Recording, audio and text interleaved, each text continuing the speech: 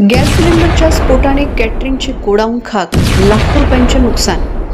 अकोला जिल्ह्यातील अकोट शहरातील लोहारी मार्गावरील एका कॅटरिंग व्यावसायिकाच्या गोडाऊनला भीषण आग लागल्याची घटना घडली। गोडाऊनमध्ये साठवून ठेवलेल्या गॅस सिलेंडरचा एका पाठोपाठ स्फोट झाल्याने आगीने रौद्ररूप धारण केले होते।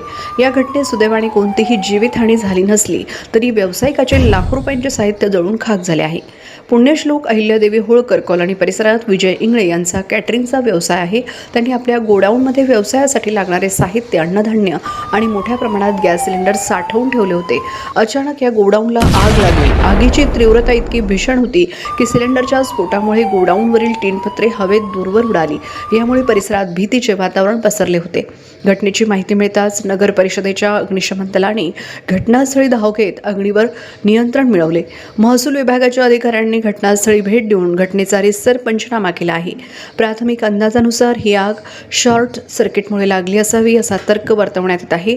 या आगीत गोडाऊनमधील संपूर्ण फर्निचर, अन्नधान्य आणि कॅटरिंगचे महागडे साहित्य जळून खाक झाले आहे। यामध्ये लाखो रुपयांचे नुकसान झाले असल्याचा प्राथमिक अंदाज प्रशासनाकडून व्यक्त करण्यात आला आहे।